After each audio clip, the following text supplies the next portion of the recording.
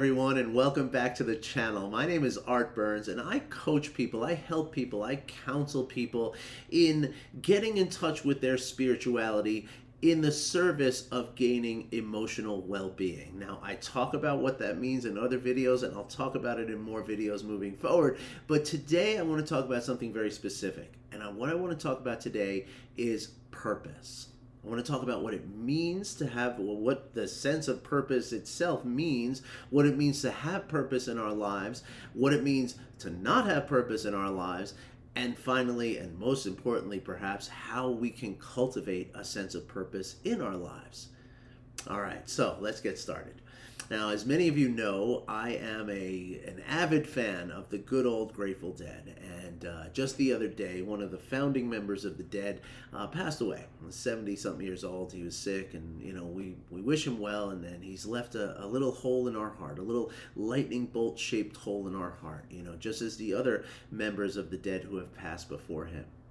But I guess because I've been feeding the algorithm all sorts of, Grateful Dead, searches and stuff, this old video came popping up that I remember watching a long time ago. I didn't watch it again this time that it popped up because it was only a clip of the video. But anyway, the video is an interview that Jerry Garcia, not Bob Weir, the one who passed the other day, but Jerry Garcia gave to a local San Francisco, television show, like almost like a public access kind of thing. I don't think it was quite that that localized, but it was a local TV show, and it was a spiritual show. I don't remember the name of the show or the host's name or anything, but he was like a groovy new age San Francisco guy. You know what I mean? Like turtleneck shirt with some sort of talisman on a chain, and he was asking Jerry all kinds of questions relating to spirituality, but also religion and all that kind of stuff, which was in the late 60s, early 70s, was a pretty big deal in that scene, right?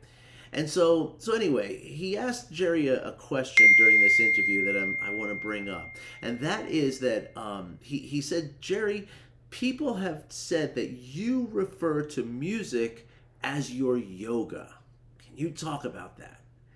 And so Jerry went on to say that we all benefit when we have something in our lives that requires nothing more than our own attention and energy, and that, is commensurate to what we put into it.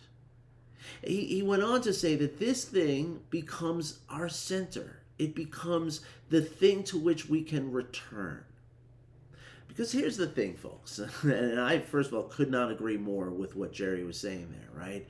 And that thing, right, that yoga, that guiding principle for you can really be almost anything. And that's what we can call purpose, right? Like what is it that drives you? What is that center for you? What is that guiding principle for you? That is really your purpose.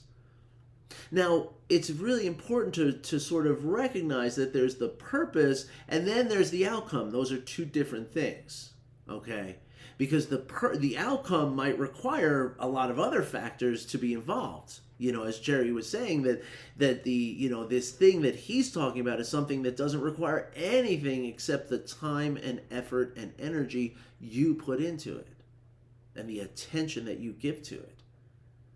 And so that's different from an outcome, right, which requires timing and resources and all that kind of stuff, right? So I want to be clear about that because that's a really important distinction to make.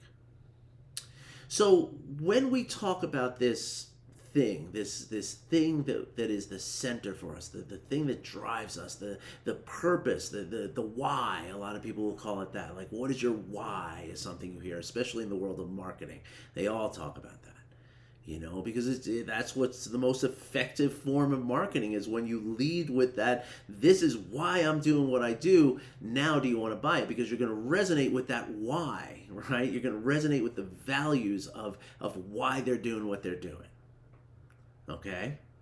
So now here's the thing, why do we need this, right? Why do we all benefit from having this center in our lives, right? This purpose in our lives? Well, the thing is that life pulls us in all different directions.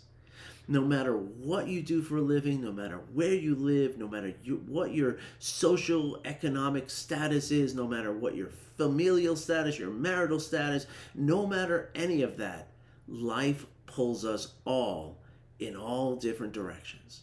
Sometimes it's much more, severe and much more sort of tumultuous. Sometimes it's a little calmer. But no matter what, life pulls us in directions. It yanks us to hither and yon. And so that sense of purpose, that center, is the thing that we can continue to return to over and over and over as life pulls us away from it. It's almost like an anchor, right? It's something that holds us, in place while life tugs at us.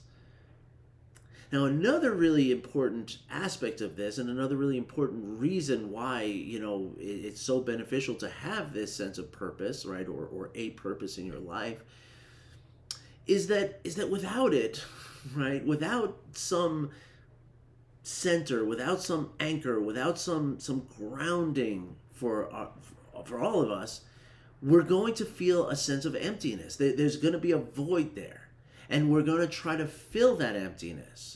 Now, I believe it was Carl Jung, who said something about, that most people, especially in the Western world and America, confuse, their sort of consumerism with their self-actualization, right? Which is to say that we believe our identity lies in the clothes we wear, the shoes we wear, the car we drive, the job we work, the home we live in, the family we raise.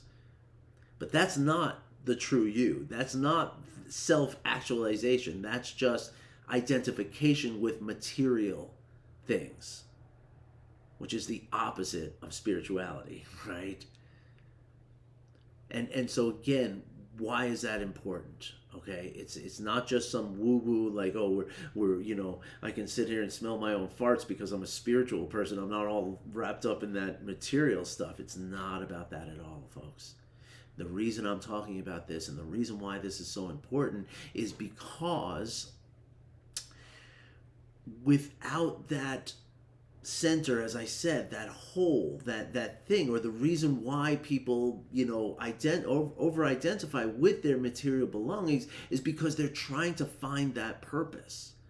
And if you make your purpose the stuff you have, or even the relationship you're in, or the job you work. Now that's a tricky one because it can be, your job can be your purpose, but not just any job can be your purpose, right? But if you substitute a job that you're really not aligned with as your purpose, things are going to get dicey. Just like clinging to the material stuff or clinging to the relationship as a sense, as a point of purpose, as your center, as your grounding. The problem with it is, or the reason why it's a problem, is that, first of all, you'll never have enough stuff, right? That which is new today is old tomorrow, and you're going to have to replace it over and over and over and over. The problem with doing it with with creating or making your romantic partner or your life partner, your spouse, into your purpose. Now that's different from saying making your marriage your purpose. That could work, but making the other person your purpose creates an object of that person. And not only does it create an object, but it creates an object that has a role to play, a purpose to serve for you, right? And therefore now you are expecting things of this person, which is changing them and also going to change you. And you are going to, again, lose your sense of self. Your self-actualization is going to be off. It's going to be misunderstood and confused. And the result is, this is, the outcome, or the way we see this, the sort of manifestation of all this is things like anxiety, social anxiety, depression, loneliness, disconnection, a feeling of just being rudderless in our lives, a feeling of emptiness, a feeling that nobody cares, nihilism. I could go on and on and on.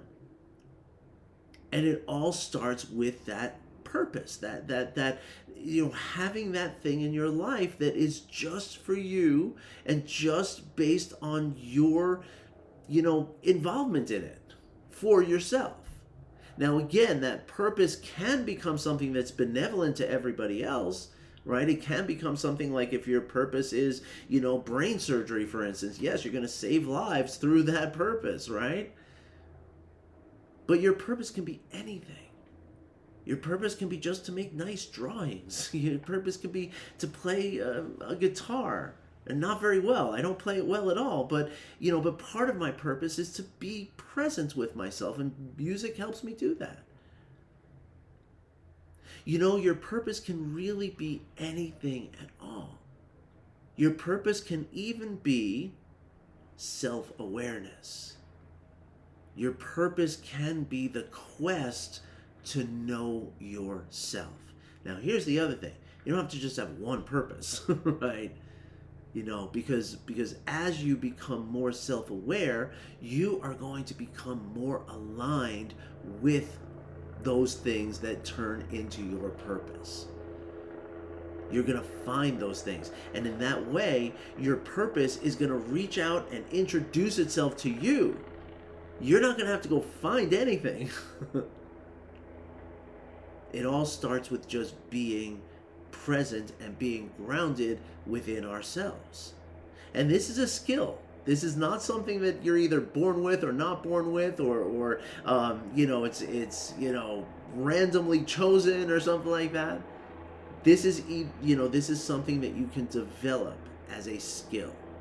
And how we do that is and it's very evident, right? As I said before, life pulls us in all different directions. So what's the antithesis of that? What's the antidote to that? It's to be still, to be quiet, to find that quiet place within us, to find that stillness, to find that point that is steady and balanced and adaptable, to find that ability to tolerate this moment right here, right now, exactly as it is, without needing anything, without avoiding anything. And once you get to do that, the purpose, again, like I said, it reaches out and says, hey, I'm your purpose. What do you want to do today? How are we going to feed me today?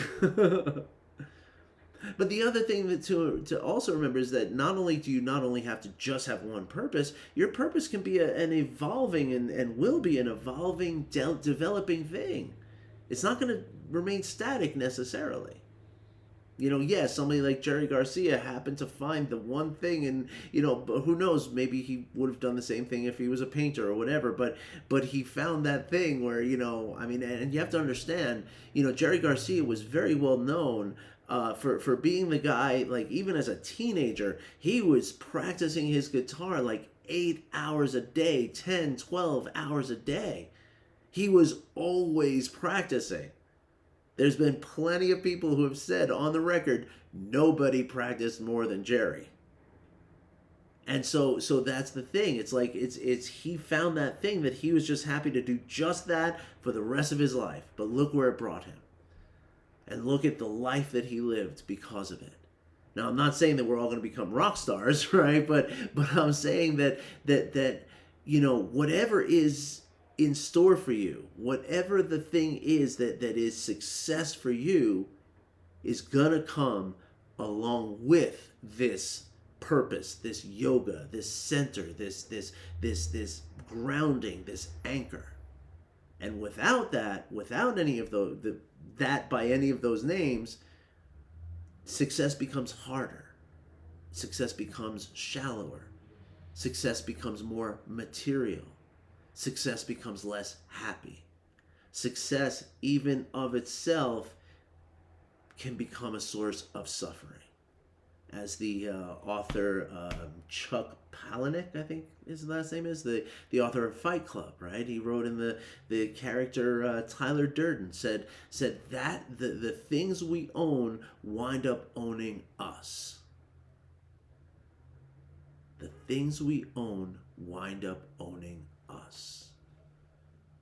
And that's what winds up happening without a purpose, without a center, without a guiding principle. If now again, the key, I'm not going to sit here and say, oh, let me help you find your purpose, right? That would be, you're just going to come up with something. And that's just the same as making any of those other things your purpose. And that's just going to be like the thing that you cling to and attach yourself to. And that attachment itself is going to make you suffer. So it's not about that. But if you're interested in finding your purpose, I can help you do it, not by telling you what your purpose is, but instead by helping you to find that stillness inside of you. Find that quiet place. I can help you with that. And that just takes a mere 10 minutes a day. And the way I teach it, it doesn't even feel like 10 minutes a day. Because in a large part, we can use the things that we're doing all the time anyway, right? Like, doing the dishes can be a place to find that.